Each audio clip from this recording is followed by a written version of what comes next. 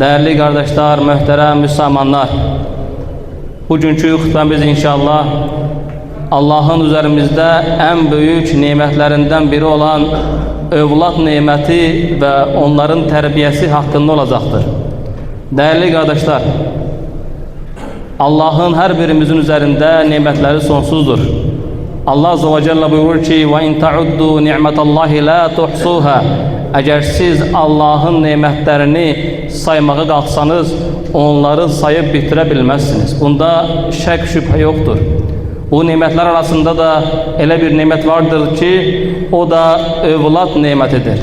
Bakın değerli kardeşler, hatta peygamberler bile yaşları büyük olmasına bakmayarak, yani fiziki cihetten evlatlarının olması mümkün olmayan peygamberler, onlar Allah'a dua etmişler ve Allah Azze ve Celle onların duasını kabul edip onlara evlat vermiştir. Yani peygamberler değerli kardeşler asla Allah'tan ümitlerini kesmezler. Bakın İbrahim peygamber 85 yaşında Allah'a dua etti. Allah Azze ve Celle ona İsmail peygamberi verdi. Veyahut da Zekeriya aleyhisselam 100 yaşındayken ata oldu. Allah Azze ve Celle ona evlat verdi. Değerli kardeşler, Peygamber Efendimiz sallallahu aleyhi ve sellem buyurur ki kullukum ra'in ve kullukum mes'ulun an ra'iyyetih. Sizlerin her biriniz idaretisiniz, başçısınız ve her biriniz idaresi elinizde olan kimselerden mesulsunuz. Bakın değerli kardeşler, her birimiz bu nimetlere göre cevap vereceğiz. Allah Azze ve Celle Kur'an-ı Kerim'de özellikle iman getiren kullarına hitap ederek buyurur ki Ya eyyühellezine amenu Ey iman getirenler Ku enfusakum ve ehlikum naran ve guduhan nasu vel hicara Allah Azze ve Celle buyurur ki ey iman getirenler özünüzü ve ailenizi yanacağı insanlar ve taşlar olan cehennemden koruyun deyir Allah Azze ve Celle. Bakın kardeşler, bazı Müslümanlar hata edirler, yanlış anlayıplar. Elə bilirler ki valideynin üzerine düşen sadece evladının geyim kesimini, təhsilini təmin etməklə olur. Xeyr kardeşler, bunlar da valideynin üzerine düşen haklardır bəli. Amma və lakin ondan daha büyük ve daha önemli olan ebedi kurtuluşa sebep olan iman nimetidir ki, iman, İslam terbiyesidir ki valideynler buna daha çok dikkat eləməlidirlər. Kardeşler, evladımızın parmağına tikan batmasına razı olmuruqsa, eyni şekilde onların da cehennemin yanacağı olmasına razı olmamalıyıq ve onlara daha çok dikkat etmeliyiz. Bakın ayet-i kerime açık şekilde iman getirenlere hitap edip buyurur ki ey iman getirenler özünüzü ve ailenizi yanacağı insanlar ve taşlar olan cehennemden koruyun deyir. Subhanallah. Çünkü biz bunlara göre cevap vereceğiz değerli kardeşler. Bunlara göre biz soruşulacağız, mesuluk. İbn-i Qayyim deyir ki, bazı alimler deyirler ki, kıyamet günü oğuldan atana karşı nece oğul olduğunu soruşulmamıştan önce atadan, valideynden evladına karşı nece valideyn olduğu soruşulacaqdır. Bu çok önemlidir değerli kardeşler. İnsanların ebedi kurtuluşudur. Biz Müslümanlar Allah'a ve ahiret gününe iman getirmiş kimselerik. Biz bilirik ki biz öldükten sonra dirileceğiz ve bizi sorgu-sual gözləyir. Bizim üzerimize düşen değerli kardeşler, etrafımızda olanları ve evlatlarımızı onlara imanı anlatmak, güzel İslam terbiyesi vermektir. Değerli kardeşler, bakın peygamberler hatta ölüm döşeğinde olarken belə ölüm anında mal, mülk, mirasdan danışmırlar. Onlar ölüm anında belə evlatlarının neye, nece ibadet edəcəklərini soruşup onlara tövsiyeler veriblər.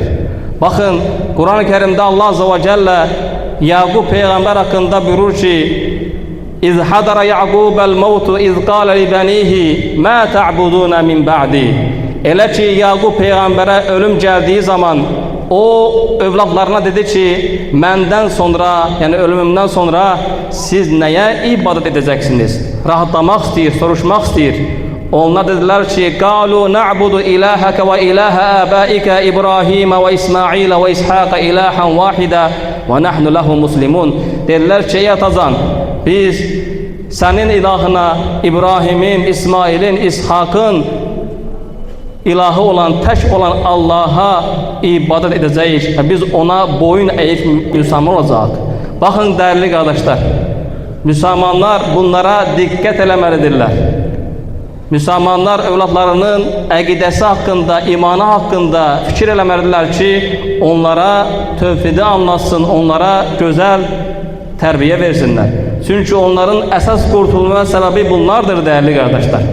Baxın, kim olursan ol, hətta təqvada ən yüksək zirvədə olsan belə, yenə də övladıva Allahın birliyinə, tövhidə çağırmağın, şirkdən qaçındırmağın hər birimizin üzərinə vacibdir.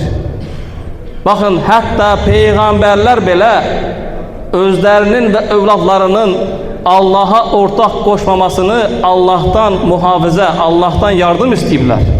Baxın, İbrahim peyğəmbər Quran-ı Kərimdə buyurur ki, وَاِذْ قَالَ İbrahim رَبِّ جَعَلْ هَذَا الْبَلَدَ آمِنَ. İbrahim dedi ki, ey Rabbim, bu ölkəni, bu şəhəri əmin-amanlıq et. وَجُنُبْنِي وَبَنِيَّ أَنْ نَعْبُدَ الْأَصْنَامِ. Məni və övladlarımı bütlərə ibadət etməkdən qoru deyir, subhanallah. Bunu kim deyir? İbrahim peyğəmbər. Ulul azm peyğəmbərlərdən biri, peyğəmbərlərin babası, Xalilullah, Allahın xəlili ləqəbini qazanmış bir peyğəmbər özünün və övladlarının bütlərə ibadət etməməsi üçün Allaha dua edir, Allahdan onları qorumasını istəyir. Dəyərli qardaşlar, biz müsəlmanlar bunlara diqqət eləməliyik. Özəlliklə valideynlər, övladları onlardan bir şey istədiyi zaman daima çalışmalıdırlar ki, o nə iş olursa olsun onu Allaha bağlasınlar. Hər şeyi mən edəcəyəm deməsinlər. Desinlər ki, uşaqlarına Allah məni müvəffəq eləsə, Allah Azza və Cəllə bizə bunu versə, edəcəyəm desin ki, uşağı da görsün ki, valideyni işlərini Allaha bağlayır. Çünki yerin, göyün, mülkün sahibi ancaq və ancaq Allahdır. Dəyərli qardaşlar, həmçinin baxırıq Loğman aleyhissalam. Loğman aleyhissalam da öz övladına nəsihət edərkən deyir ki, ey oğlum, Allaha ortaq qoşma, həqiqətən ortaq qoşmaq ən böyük zülümdür deyir. Dəyərli qardaşlar, peyğəmbərlər bizim üçün böyük örnəkdirlər, nümunədirlər. Baxın, Quran-ı Kərimdə Allah Azza və Cəllə hətta bizə İsmail peyğəmbər haqqında xəbər verir ki, وَذْكُرْ فِي الْكِتَابِ إِسْمَعِيلِ إِنَّهُ كَانَ صَادِقَ الْوَعْدِ وَكَانَ رَسُولًا نَبِيًّا. Allah Azze ve Celle buyurur ki, kitapta ey peygamber İsmail'i yad et. O doğru sözlü bir peygamber idi. O elçi ve peygamber idi. وَكَانَ يَأْمُرُ أَهْلَهُ بِالصَّلَاةِ وَالزَّكَاةِ وَكَانَ عِنْدَ رَبِّهِ مَرْضِيًّا. O öz övladına, öz ailesine namaz kılmağı, zekat vermeyi əmr edərdi ve o Rabbi katında razı olunan kimsədir. Bakın değerli kardeşler, peygamberler öz ailelerine Allah'a ibadet etmeyi əmr ediblər. Və yaxud da başqa ayət-i kərimədə Allah Azza və Cəllə açıq şəkildə buyurur ki, Quran-ı Kərimdə وَأْمُرْ أَهْلَكَ بِالصَّلَاةِ وَاسْتَبِرْ عَلَيْهَا. Ailənə namaz qılmağı əmr et və bu yolda səbirli ol deyir Allah Azza və Cəllə. Dəyərli qardaşlar, bunlar səbri gərəkdirən şeylərdir. Dedik ki, biz övladlarımızı bu dünyada necə ki onların geyimini, keçimini, təhsilini təmin ediriksə, ondan daha çox biz onların ahirətlərini düşünməliyik. Baxın, Allah qorusun, əgər o insan o halda ölərsə, iman gətirmədən ölərsə, qiyamət günü heç kəs onun üçün şəfaətçi ola bilməz. Baxın, Buxarın rəvayət etdiyi hədisdə Rasulullah sallallahu aleyhi və səlləm bizə İbrahim peyğəmbərin atası ilə olan qissəsini bizə xəbər verir. Allah Rasulü buyurur ki, qiyamət günü İbrahim peyğəmbər atası ilə, atası Azər ilə rastlaşacaq və atasına deyəcək ki, ey atacan, Məgər mən sənə demədimmi ki, mənə itaat et, mənə üsyan etmə? Atası deyəcək ki, ey oğlum, sənə əsla üsyan etməyəcəyəm, əmr et, mən də tabi olum deyəcək. Və İbrahim Peyğəmbərin atası gəldiyi zaman onun üzü gözü toz torpaq içində olacaqdır. Bu, cəhənnəm əhlinin sifətlərindəndir. Və İbrahim Peyğəmbər Allaha dua edəcək ki, ey Rəbbim, axı sən mənə vəd vermişdin ki, məni qiyamət günü, hər kəsin diriləcəyi gün məni rüsvay etməyəcəksən. Bu gün mənim atamın sənin rəhmətindən uzaq qalmasından daha böyük rüsvayçılıq varmı? Allah Azze ve Celle deyəcək ki, ey İbrahim, Allah cənnəti kafirlərə haram etmişdir. Onun ayaqlarına bax, ayağının altına bax, baxdığı zaman görəcək ki, ağzında qan bir kaftar olmuş və onu dərhal cəhənnəmə atacaqlar. Subhanallah. Baxın, dəyərli qardaşlar, bu onu göstərir ki, Peyğəmbər belə olsa, əgər onun atası iman gətirmədən ölübsə, ona heç kəs şəfaətçi ola bilməz. Dəyərli qardaşlar, biz ahirete iman gətirmişik, bilirik ki, hər birimiz öləcəyik və biz bilirik ki, hər bir şeyin əsası, ölçüsü iman olmalıdır. Əgər iman olmaz isə, hansı əməl sahibi olursan ol, o insanı qurtarmaz. Dəyərli qardaşlar, dedi ki, bunlar çox önəmli qeydlərdir. Baxın, əgər insan öz övladını gözəl şəkildə yetişdirərsə, ona İslam tərbiyəsi verərsə, tövhidi öyrədərsə, o onun üçün sədaqə-i cariyə olar və özü öldükdən sonra belə övladı nə qədər xeyir iş görərsə, onun əməlindən əksilmədən valideynlərinə gedər. Başqa bir hədisdə isə Rasulullah sallallahu aleyhi və səlləm bizə xəbər verir ki, Allah Azze ve Celle cənnətdə salih bir qulun dərəcəsini qaldıracaqdır. Salih bir qulun dərəcəsi cənnətdə qaldırılacaqdır və o qul deyəcək ki, ey Rəbbim, bu mənə hardan gəldi, hansı əməl etmişəm ki, dərəcəm cənnətdə qalxdı, ona deyiləcək ki, bistiğfari vələdigə ləkə. Bu, sənin övladının sənə istiğfar, sənin üçün bağışlanma diləməsinə görədir, subhanallah. Dəyərli qardaşlar, biz baxırıq ki, baxın, öz həyatımızdan götürsək, birinci sinifdən ta universiteti bitirənə qədər bəlkə də 200-300 kitab oxuyuruq ki, gələcəkdə insanlar peşə sahibi olsunlar və onun geridə qalan həyatına ona yardımcı olsun. Halbuki, dəyərli qardaşlar, Allahın kitabı Quran-ı Kərimi isə müsəlmanlar ona diqqət eləmirlər. Halbuki o kitab insanı əbədi qurtuluşa səbəb olan bir kitabdır. Allahın kitabıdır. İnsanlar o kitabdan uzaq durublar. Bəzən baxırsan ki, övladlarını valideynlər hər cür təhsili verirlər, gözəl şəkildə təmin edirlər, xarici dillər öyrədirlər. Amma lakin Qurana gəldikdə, heç ərəb dilini demirəm, Quran-ı Kərimi üzündən oxumasını belə öyrətmirlər. Dəyərli qardaşlar, bu çox böyük bir məsuliyyətdir. Müsəlmanlar buna diqqət eləməlidirlər. Bu, Allahın kitabıdır və orada xeyir, bərəkət vardır. Dəyərli qardaşlar, dedik ki, hər birimiz məsulluq və valideyn olaraq müsəlmanlar buna diqqət eləməlidirlər. Övladının imanına, onun əxlaqına fikir verməlidirlər. Bəzi müsəlmanların səhv etdiyi məqam hardadır? Sahabələrdən Cündub ibn Abdullah, Allah ondan razı olsun.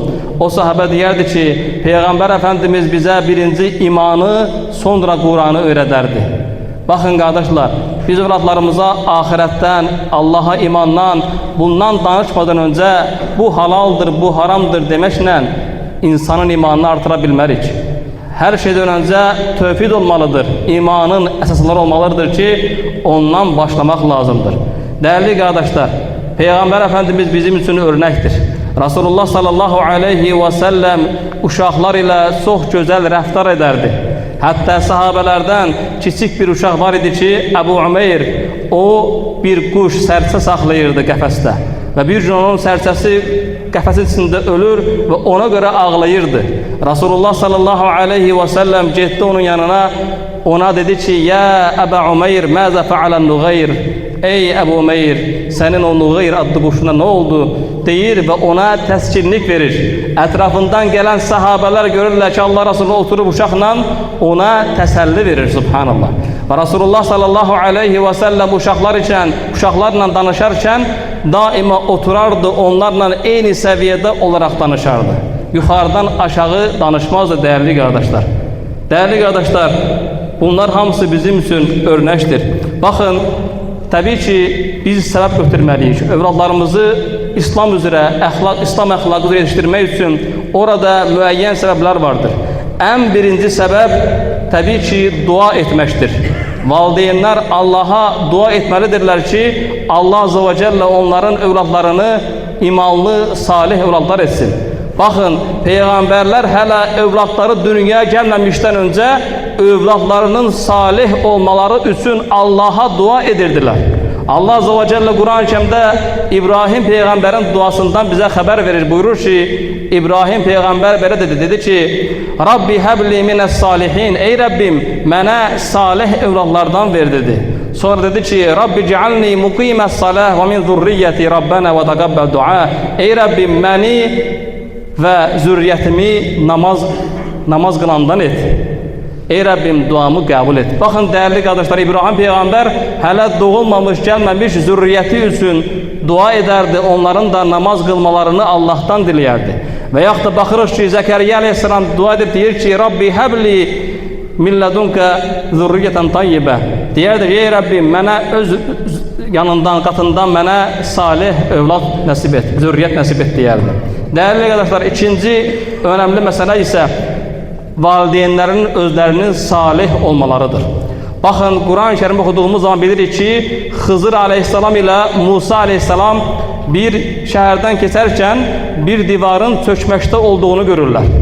Və Xızır aleyhisselam o divarı düzəldir və sonradan Musa peyğəmbər bunun səbəbini soruşduqda Xızır aleyhisselam deyir ki, o divarın altında bir xəzinə var idi ki, 2 yetim uşağın idi. O yetim uşaqların atası isə salihlərdən idi. Və biz istəmədik ki, o xəzinə ortaya sıxsın, başqaları əldə etsin. Onu təmir etdik ki, uşaqlar böyüdükdə özləri öz xəzinələrinin sahibi olsun. Və baxın değerli arkadaşlar, İbn Kəsir deyir ki, oradakı onların atası deyil, onların 7. babasıdır. Baxın değerli arkadaşlar, 7. babası belə olsa, əgər salih iş görübsə, Allah Azze ve Celle onun zürriyyətindən baxmayaraq ki, 6 yəni nəsil gəlibdir, onları belə onun duaları, salih əməlləri onlara fayda verər. Və həmçinin değerli arkadaşlar, gözəl tərbiyədir ki, biz bunlara dikkat etməliyik.